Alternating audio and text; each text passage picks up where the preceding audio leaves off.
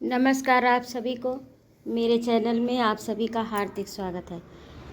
आज मैं उपस्थित हूँ जयशंकर प्रसाद द्वारा लिखित उपन्यास तितली का अगला भाग लेकर। तो आइए उसको सुनते हैं। फिर डाके न डालना। मधुबन ने अवाक होकर कर्मचारी को देखा। वह उठ खड़ा हुआ। बेड़ियाँ झंझना उठी। उसे आश्चर्य हुआ अपने शीघ्र छूटने पर अभी भी विश्वास नहीं कर सका था। उसने पूछा, तो मैं छूट कर क्या करूँगा? फिर डाके न डालना और जो चाहे करना, कहकर वह कोठरी के बाहर हो गया। मधुबन भी निकाला गया। फाटक पर उसका पुराना कोट और कुछ पैसे मिले। उस कोट को देखते ही जैसे उसके सामने 8 बरस पहले की घटना का चित्र खिंच गया। वह उसे उठाकर पहन न सका और पैसे उन्हें कैसे छोड़ सकता था। उसने लौट कर देखा तो जेल का जंगलेदार फाटक बंद हो गया था। उसके सामने खुला संसार का एक विस्तृत कारागार के सदृश झाएं झाएं कर रहा था। उसकी कल्पना आंखों के सामने उस उजले दिन में भी चारों ओर अंधेरा था, जैसे संध्या चारों ओर से घिरती चली आ रही थी। जीवन के विश्राम के लिए शीतल छाया की आवश्यकता थी, किंतु वह जेल से छूटा हुआ अपराधी उसे कौन आश्रय देगा? वह धीरे धीरे बीरू बाबू के अड्डे की ओर बढ़ा, किंतु वहां पहुंचकर उसने देखा कि घर में ताला बंद है। वह उन पैसों से कुछ पूरियां लेकर पानी की कल के पास बैठकर खा ही रहा था कि अब एक अपरिचित व्यक्ति ने पुकारा, मधुबन। उसने पहचानने की चेष्टा की, किंतु वह असफल रहा। फिर उदार भाव से उसने पूछा, क्या है भाई, तुम कौन हो? अरे तुम ननी गोपाल को भूल गए क्या? बीरू बाबू के साथ। अरे हाँ ननी तुम हो, मैं तो पहचान ही न सका। इस साहबी ठाट में तुमको ननी गोपाल कहकर पुकारेगा। कहो बीरू बाबू कहाँ हैं? क्या फिर रिक्शा खींचने का मन है? बीरू बाबू तो बड़े घर की हवा खा रहे हैं। उनका परोपकार का संग पूरा जाल था। उन्होंने भरपेट पैसा कमाकर अपनी प्रियतमा मालती दासी का संदूक भर दिया। फिर क्या लगे गुलछर्रे उड़ाने। एक दिन मालती दासी से उनकी कुछ अनबन हुई। वह मार पीट कर बैठे। उस दिन वह मदिरा में उन्मत्त थे। तुम आश्चर्य न करोगे। हाँ, वही बीरू जो हम लोगों को कभी अच्छी साग भाजी भी न खाने का, सादा भोजन करने का उपदेश देते थे, मालती के संग में भारी पियक्कड़ बन गए। दूसरों को सदुपदेश देने में मनुष्य बड़े चतुर होते हैं। हाँ, तो वह उसी मारपीट के कारण जेल भेज दिए गए। अच्छा भाई, तो तुम क्या करते हो? मधुबन ने जल के सहारे बासी और सूखी पूरियां गले में ठेलते हुए कहा। तुम्हारे लिए बीरू से एक बार फिर लड़ाई हुई। मैंने उनसे जाकर कहा कि मधुबन के मुकदमे में कोई वकील खड़ा कीजिए। इतना रुपया उसने छाती का हाड़ तोड़कर अपने लिए कमाया है। उन्होंने कहा, मुझसे चोर डकैतों का कोई संबंध नहीं। मैं भी दूसरी जगह नौकरी करने लगा। वहाँ काम करते हो ननी? कोई नौकरी मुझे भी दिला कहाँ काम करते हो ननी? मुझे भी कोई नौकरी दिला सकोगे? नौकरी की तो अभी मैं नहीं कर सकता। हाँ, तुम चाहो तो मेरे साबुन के कारखाने की दुकान हरिहर क्षेत्र के मेले में जा रही है, मेरे साथ वहाँ चल सकते हो। फिर वहाँ से लौटने पर देखा जाएगा। पर भाई, वहाँ भी कोई गड़बड़ न कर बैठना। तो क्या तुमको विश्वास है कि मैंने उस पियक्कड़ को लूटा था और रिक्शा से घसीट कर पीटा था? मधुबन उत्तेजित हो उठा। उसने फिर कहा, तो भाई तुम मुझे न लिवा जाओ। यह लो बिगड़ गए। अरे मैंने तो हंसी की थी। लो भाई, मेरा सामान भी आ गया। चलो तुम भी। पर ऐसे नंग धड़ंग कहाँ चलोगे? पहले एक कुर्ता तुम्हें पहना दूँ। अच्छा, लारी पर बैठ कर चलो हबड़ा, मैं कुर्ता लिए आता हूँ। ननी ने सामान से लदी हुई लारी पर उसे बैठा दिया। मधुबन नियत के अंधड़ में उड़ते हुए सूखे पत्ते की तरह निरुपाय था। उसके पास स्वतंत्र रूप से अपना पथ निर्धारित करने के लिए कोई साधन न था। वह जेल से छूटकर हरिहर क्षेत्र चला। कई कोस वह मेला न जाने भारतवर्ष के किस अतीत के प्रसन्न युग का स्मरण चिन्ह है। संभव है मगध के साम्राज्य की वह कभी प्रदर्शनी रहा हो, किंतु आज भी उसमें क्या नहीं बिकता। लोग तो यहाँ तक कहते हैं कि अब इस युग में भी वहाँ भूत प्रेत बिकते हैं। मधुबन ने अपनी दाढ़ी नहीं बनाई थी। उसके बाल भी वैसे ही बड़े थे। वह दुकान की चौकीदारी पर नियुक्त था। साबुन की दुकान सजी थी। मधुबन मोटा सा डंडा लिए एक तिपाही पर बैठा रहता। वह केवल ननी से ही बोलता। उसका स्वभाव शांत हो गया था। अतीत क्रुद्ध ये नहीं ज्ञात होता। नमी के बहुत कहने सुनने पर एक दिन वह गंगा स्नान करने गया। वहाँ से लौटकर हाथियों के झुंडों को देखता हुआ वह धीरे धीरे आ रहा था। वहाँ उसने 2-3 बड़े सुंदर हाथी के बच्चों को खेलते हुए देखा। अनमना सा होकर मेले में घूमने लगा। मनुष्य के बच्चे भी कितने सुंदर होते होंगे जब पशुओं के ऐसे आकर्षक हैं। यही सोचते सोचते उसे अपनी गृहस्थी का स्मरण हो आया।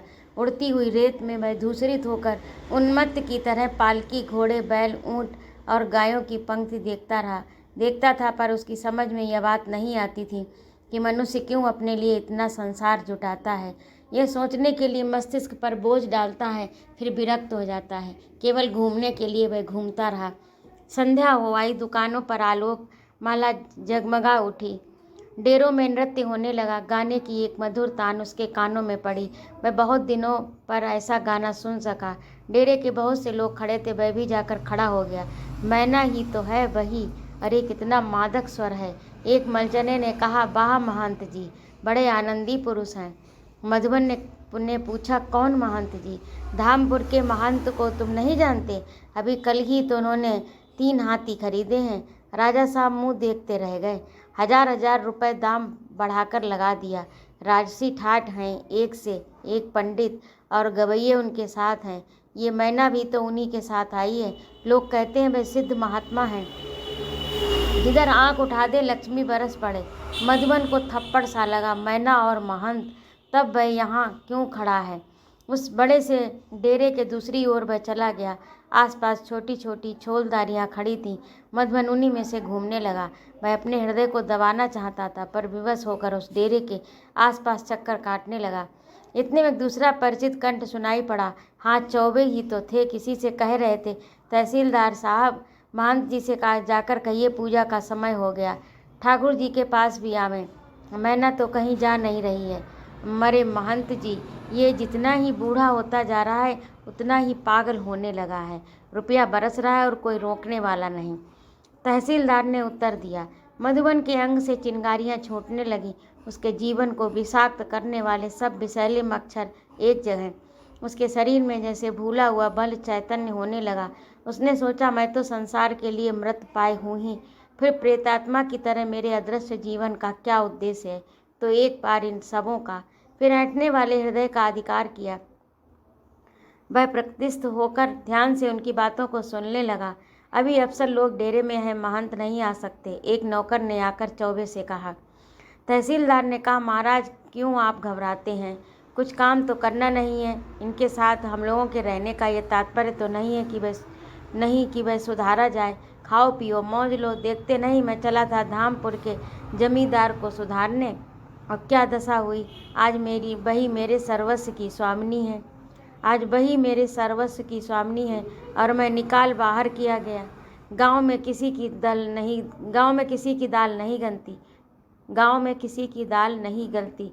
किसान लोगों के पास लंबी चौड़ी खेती हो गई। अब वे भला क्या कानून गो तहसीलदार की बात सुनेंगे? अमीरों के यहाँ तो ये सब होता ही रहता है।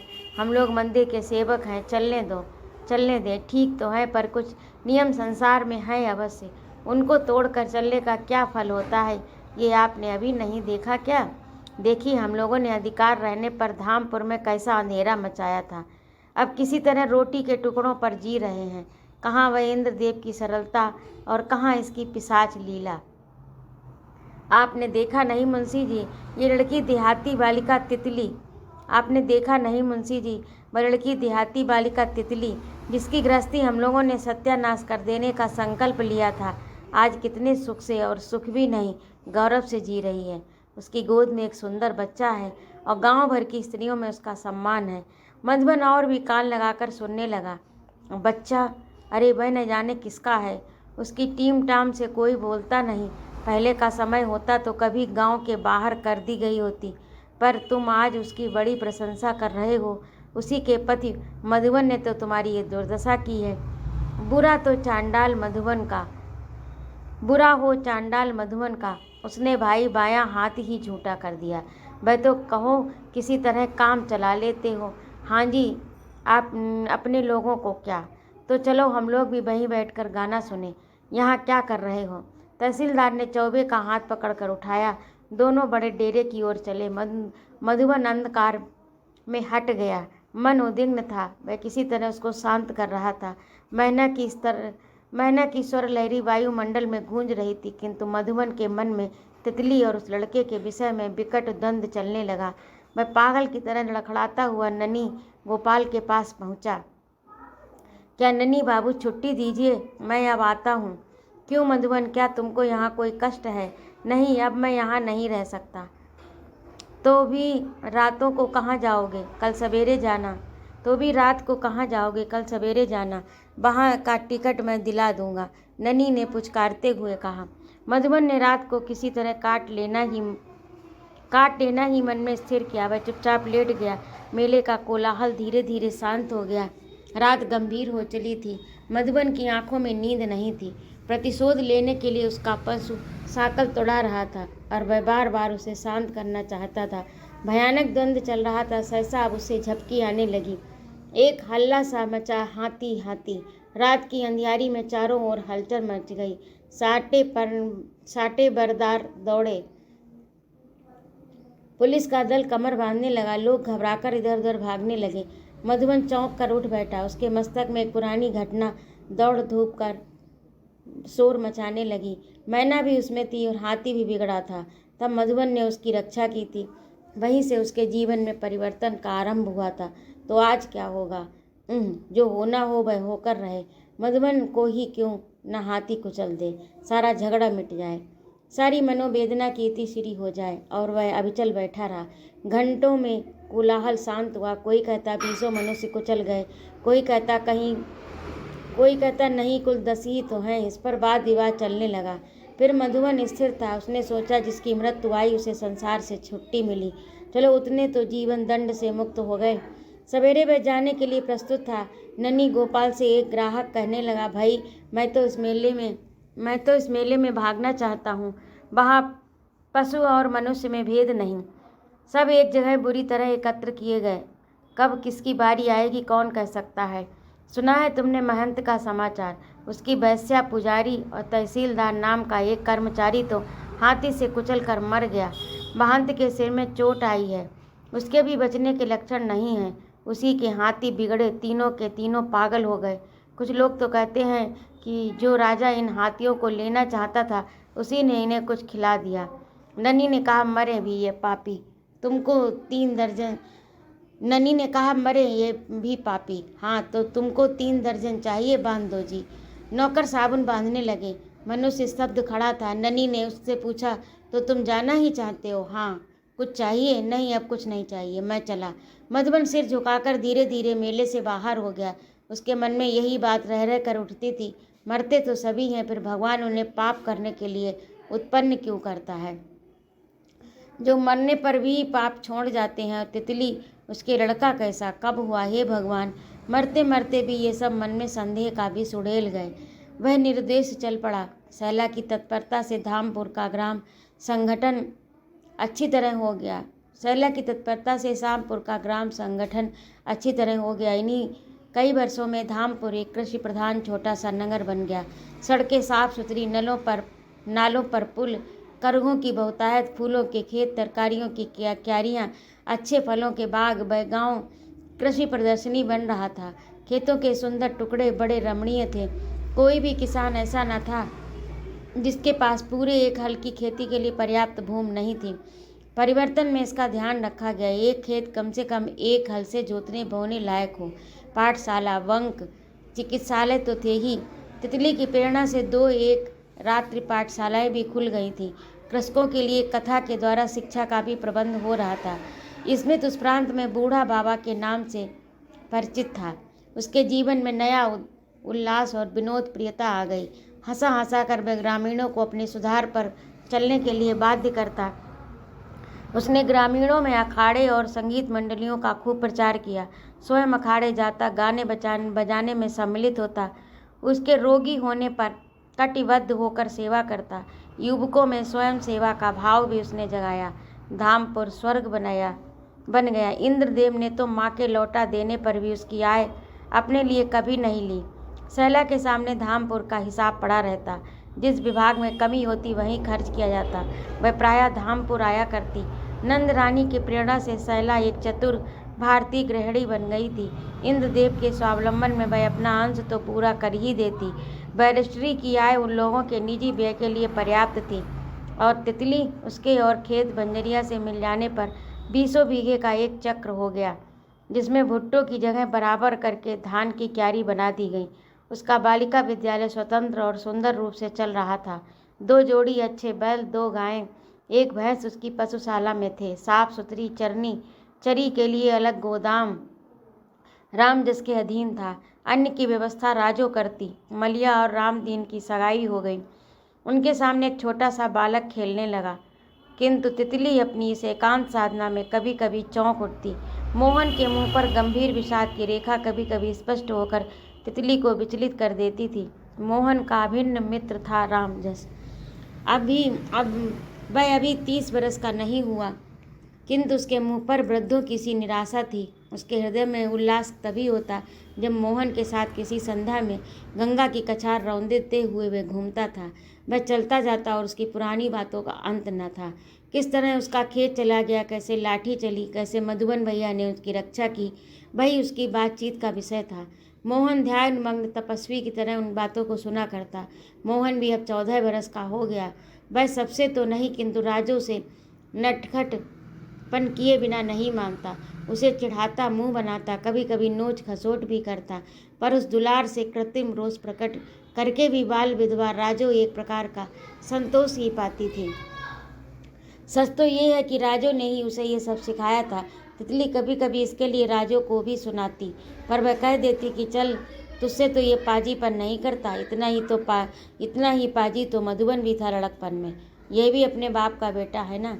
राजू के मन में मधुबन के बाल्यकाल का स्नेहपूर्ण चित्र उपस्थित करते हुए मोहन उसको सांत्वना दिया करता। मोहन कभी कभी माता के गंभीर प्यार से उपकर राम जिसके साथ घूमने चला जाता। वह आज गंगा के किनारे किनारे घूम रहा था। संध्या समीप थी। सिवार और काई की गंध गंगा के छिछले जल से निकल रही थी। पक्षियों के झुंड उड़ते हुए गंगा की शांत जलधारा में अपना क्षणिक प्रतिबिंब छोड़ जाते थे। वहाँ की वायु सहज और शीतल थी। वह जैसे राम जिसके हृदय की तरह उदास था। राम जिसको आज कुछ बातचीत न करते देखकर मोहन उद्विग्न हो उठा। उसे इतना चलना खलने लगा, न जाने क्यों उसको राम जैसे हंसी करने की सूझी। उसने पूछा, चाचा तुमने ब्याह क्यों नहीं किया? बुआ तो कहती थी लड़की बड़ी अच्छी है, तुम्ही ने नाही कर दी। हाँ रे मोहन, लड़की अच्छी होती है, तू जानने लगा। कहे तो मैं तेरा ब्याह करा दूँ। उसको खाने के लिए कौन देगा? मैं दूंगा चाचा। ये सब इतना अन्न कोठरी में रखा रहता है, हर साल देखता हूँ उसमें घुन लगते हैं। तब बुआ उसको पिसाकर इधर उधर बांटती फिरती हैं। चाची को खाना न मिलेगा, वहाँ मैं बुआ की गर्दन पर जहाँ सीधे से थाली परोस देंगी। तुम बड़े बहादुर हो, क्या कहना। पर भाई अब तो मैं तुम्हारा ही ब्याह करूँगा, अपना तो चिता पर होगा। छी छी चाचा, तुम ही ना कहते हो कि बुरी बात नहीं कहनी चाहिए, पर अब तुम ही ऐसी बात करते हो। मैं तुमसे बोलना छोड़ दूंगा। राम जिसकी आंखों में आंसू भर आए, उसे मधुबन का स्मरण व्यथित करने लगा। आज वह इस अमृत वाणी का सुख लेने के लिए क्यों नहीं अंधकार के गर्त से बाहर आ जाता। उसकी उदासी और भी बढ़ गई। धीरे धीरे धुंधली छाया प्रकृति के मुंह पर पड़ने लगी। दोनों घूमते घूमते शेरकोट के खंडहर पर पहुंच गए थे। मोहन ने कहा, चाचा ये तो जैसे कोई मसान है। लंबी सांस लेकर राम जिसने कहा, हाँ बेटा, मसान ही है। इस जगह तुम्हारे वंश की प्रभुता की चिता जल रही है। तुमको क्या मालूम, यही तुम्हारे पुरुषों की डीह है। तुम्हारी ही तो ये गढ़ी है। मेरी? मोहन ने आश्चर्य से पूछा। हाँ, तुम्हारे पिता मधुबन का ही घर है। मेरे पिता? दुहाई चाचा, तुम एक सच्ची बात बताओगे? मेरे पिता थे। फिर स्कूल में रामनाथ ने उस दिन क्यों कह दिया था कि चल तेरे बाप का भी ठिकाना है? किसने कहा बेटा? बता, मैं उसकी छाती पर चढ़ के उसकी जीभ उखाड़ लूँ। कौन ये कहता है? अरे चाचा, उसे तो मैंने ही ठोक दिया। पर वह बात मेरे मन में कांटे की तरह खटक रही थी। पिताजी हैं कि मर गए, ये पूछने पर कोई उत्तर क्यों नहीं देता। बुआ चुप रह जाती है, माँ आंखों में आंसू भर लेती हैं। तुम बताओगे चाचा? बेटा, यही शेरकोट का खंडहर तेरे पिता को निर्वासित करने का कारण है। हाँ, ये खंडहर ही रहा। न इस पर बंक बना, न पाठशाला बनी, न इस पर बंक बना और न इस पर बेटा, यही शेरकोट का खंडहर तेरे पिता को निर्वासित करने का कारण है। हाँ, वह खंडहर ही रहा, न इस पर वंक बना न पाठशाला बनी। अपने भी उजड़ कर ये अभागा पड़ा है और एक सुंदर गृहस्थी को भी उजाड़ डाला। तो चाचा, कल से इसको बसाना चाहिए। ये बस जाएगा तो पिताजी आ जाएंगे। कह नहीं सकता। तब जाओ, हम लोग कल से इसमें लपट जाएं। इधर तो स्कूल में गर्मी की छुट्टी है, 2-3 घर बनाते हैं। कितने दिन लगेंगे? अरे पागल, ये जमींदार के अधिकार में है। इसमें का एक तिनका भी हम नहीं छू सकते। हम तो छुएंगे चाचा। देखो, ये बांस की कोठी है, मैं इसमें से आज ही एक कैन तोड़ता हूँ। कहकर मोहन राम जस के हाँ हाँ करने पर भी पूरे बल से एक पतली सी बांस की कैन तोड़ लाया। राम जस ने ऊपर से तो फटकारा था, पर भीतर वह प्रसन्न भी हुआ। उसने संध्या की निस्तब्धता को आंदोलित करते हुए अपना सिर हिलाकर मन ही मन कहा, तू मधुबन का बेटा। राम जस का भूला हुआ बल गया हुआ साहस लौट आया। उसने एक बार कंधा हिलाया। अपनी कल्पना के क्षेत्र में ही झूमकर वह लाठी चलाने लगा और देखता है कि शेरकोट में सचमुच घर बन गया। मोहन के लिए उसके बाप दादों की डीह पर एक छोटा सा सुंदर घर प्रस्तुत हो गया। अंधकार पूरी तरह फैल गया। उसने उत्साह से मोहन का हाथ पकड़ हिला दिया। कहा, चलो मोहन, अब घर चले। वे दोनों घूमते हुए उसी घाट पर के विशाल वृक्ष के नीचे आए। उसके नीचे पत्थर पर मलिन मूर्ति का भ्रम मोहन को हुआ। उसने धीरे से रामजस से कहा, चाचा देखो, वह कौन है? रामजस ने देखकर कहा, होगा कोई। चलो, अब रात हो रही है, तेरी बुआ बिगड़ेगी। बुआ, वह तो बात बात में बिगड़ती है, फिर प्रसन्न भी हो जाती है। हाँ, माँ से मुझे डर लगता है। नहीं बेटा, तितली के मन में एक तेरा ही तो भरोसा है। वह बेचारी तुम्ही को देखकर जी रही है। हे भगवान, 14 बरस पर तो रामचंद्र जी वनवास झेल कर लौट आए थे, पर उस दुखिया का। वे लोग बातें करते हुए दूर निकल गए थे। वृक्ष के नीचे बैठी हुई मलिन मूर्ति हिल उठी। बंजरिया के पास पहुँचते पहुँचते रात हो गई। मोहन ने कहा, चाचा, क्या वह भूत था? तुमने मुझे देख लेने क्यों नहीं दिया? इसी से लोग डर जाते हैं। पागल, डर की कौन बात? तेरा बाप तो डरना जानता ही न था। हाँ, मैं भी डरता नहीं, पर तुमने देखने क्यों नहीं दिया? मोहन के मन में एक तरह का कौतूहल मिश्रित भय उत्पन्न हो गया। वह सुन चुका था कि एकांत में वृक्षों के पास भूत प्रेत रहते हैं। तब भी वह अपने स्वाभाविक साहस को एकत्र कर रहा था। तितली ने डांट कर पूछा, क्यों? तो इतनी देर तक कहाँ घूमता रहा? छुट्टी है तो क्या घर पर पढ़ने को नहीं है? उसने माँ की गोद में मुँह छिपाकर कहा, माँ, मैं आज अपनी पुरानी डीह देखने चला गया था, शेरकोट। दीपक के धुंधले प्रकाश में तितली ने उदासी से रामजस की ओर देखते हुए कहा, रामजस, इस बच्चे के मन में तुम क्यों असंतोष पैदा कर रहे हो? शेरकोट को भूल जाने से क्या उसकी कुछ हानि होगी? भाभी, शेरकोट मोहन का है। तुमको उसे भी लौटा देना पड़ेगा, जैसे हो तैसे। मुझे उसके लिए मरना पड़े तो मैं भी प्रस्तुत हूँ।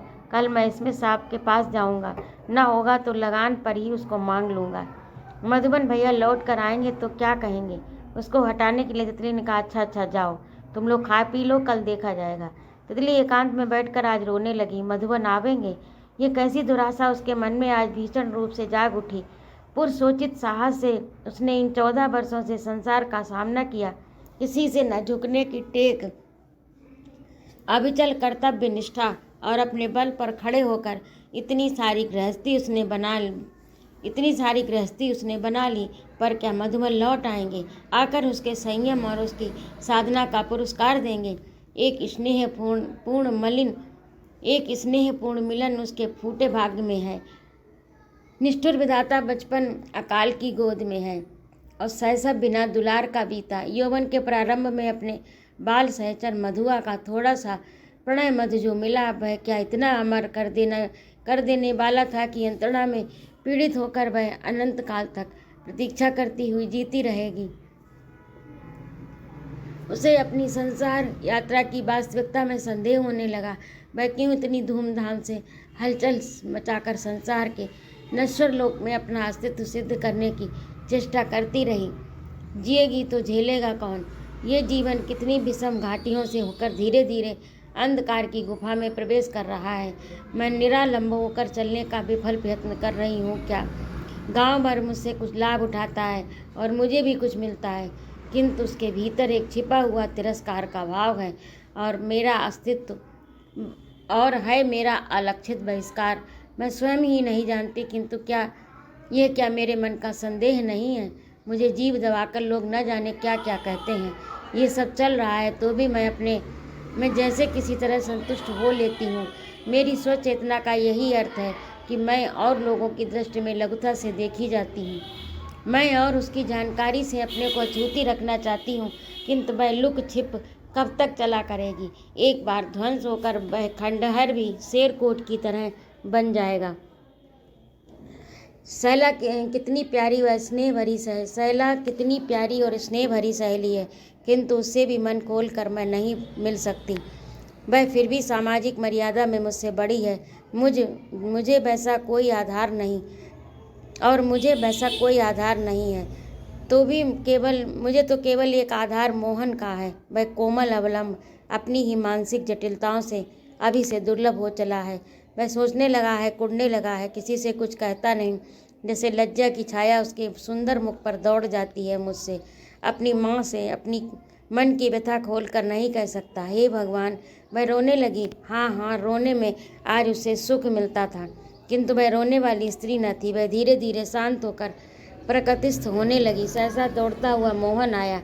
पीछे राजो थी। वह कह रही थी देखना, रोटी और दूध दे रही हूँ। ये कहता आया, आज तरकारी क्यों नहीं बनी? अपने बाप की तरह ये भी मुझको खाने के लिए तंग करता ही है। मोहन तितली के पास आ गया था। तितली ने उसके सिर पर हाथ रखा। वह जल रहा था। उसने कहा, माँ, मुझे भूख नहीं है। अरे, तुमको तो ज्वर हो रहा है, तितली ने भयभीत स्वर में कहा। क्या? अब तो इसको आज खाने को नहीं दिया जाना चाहिए। ये कहकर राजू चली गई और मोहन माँ की गोद में भयभीत हरिण शावक की तरह दुबक गया। तितली ने उसे कपड़ा उड़ाकर अपने पास सुला लिया। वह भी चुपचाप पड़ा माँ का मुँह देख रहा था। दीप शिखा के स्निग्ध आलोक में उसकी पुतली सामना पड़ जाने पर चमक उठती थी। तितली उसके शरीर को सहलाती रही और मोहन उसके मुंह को देखता रहा। सो जा बेटा, तितली ने कहा। नींद नहीं आ रही है, मोहन ने कहा। उसकी आंखों में जिज्ञासा भरी है। क्या है रे? तितली ने दुलार से पूछा। माँ, मैंने पेड़ के नीचे शेरकोट के पास जो घाट पर बड़ा सा पेड़ है, उसी के नीचे आज संध्या को एक विचित्र। क्या तू डर गया है, पागल कहीं का? नहीं माँ, मैं डरता नहीं हूँ, पर शेरकोट के पास बैठा कौन था? मेरे मन में जैसे बड़ा क्या बड़े खाएगा? तू भी कैसा लड़का है, साफ साफ नहीं कहता। तितली का कलेजा धक धक करने लगा। हाँ, मैं एक बात पूछूं? पूछ भी, तितली ने उसके सिर पर हाथ फेरते हुए कहा। उसका पसीना अपने अंचल से पोंछ कर वह उसकी जिज्ञासा से भयभीत हो रही थी। माँ, कह भी, मुझे जीते जी मार न डाल। पूछ, मुझे डर किस बात का है? तेरी माँ ने संसार में ऐसा कोई काम नहीं किया है कि तुझे उसके लिए लज्जित होना पड़े। माँ, पिताजी? हाँ बेटे, तेरे पिताजी जीवित हैं। मेरा सिंदूर देखता नहीं? फिर लोग ऐसा क्यों कहते हैं? बेटा, कहने दे, मैं भी जीवित हूँ और मेरा सत्य अविचल होगा। तेरे पिताजी भी आएंगे। तितली का स्वर स्पष्ट था। मोहन को आश्वासन मिला। उसके मन में जैसे उत्साह का नया उद्गम हो रहा था। उसने पूछा, माँ, हम ही लोगों का शेरकोट है ना? हाँ बेटा, शेरकोट तेरे पिताजी के आते ही तेरा हो जाएगा। कल मैं शैला के पास जाऊंगी, तू अब सो रहे। तितली को जीवन भर में इतना मनोबल कभी एकत्र नहीं करना पड़ा। मोहन का ज्वर कम हो चला था। उसे झपकी आने लगी।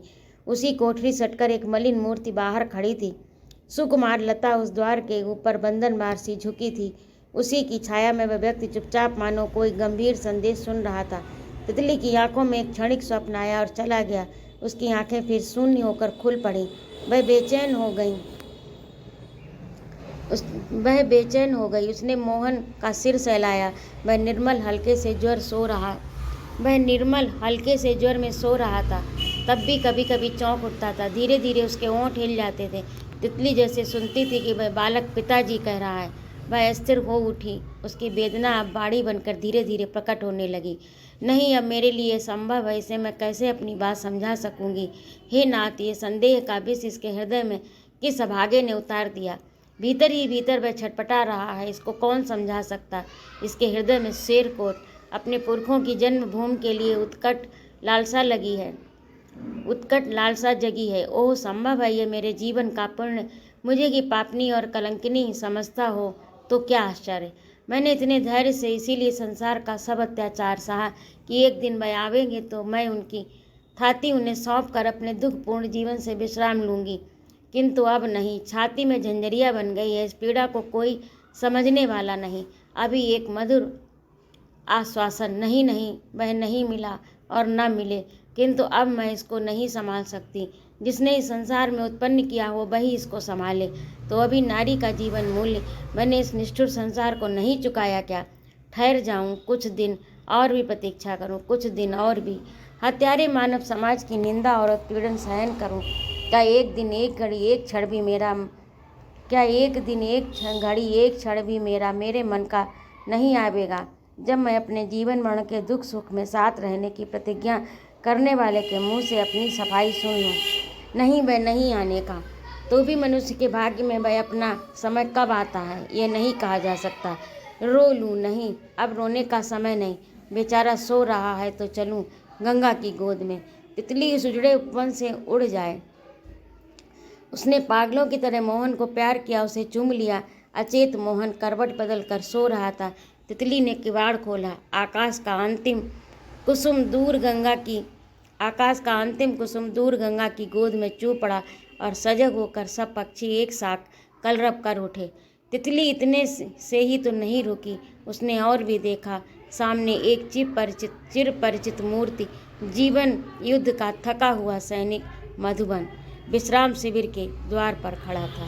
तो ये था तितली उपन्यास, और ये यहीं पर आज ही इसका अंतिम भाग है। यहीं पर ये उपन्यास समाप्त होता है। ये उपन्यास वास्तव में बहुत अच्छा उपन्यास है, आप इसे सुनिएगा अवश्य। और इसके पिछले अंक जो है मेरे इसी चैनल पर प्लेलिस्ट के अंतर्गत हैं, इन्हें आप देखिएगा। तो आज के लिए बस इतना ही। अगले अंक में मैं फिर उपस्थित होती हूँ आपके लिए एक नई कहानी लेकर। जय माँ भारती।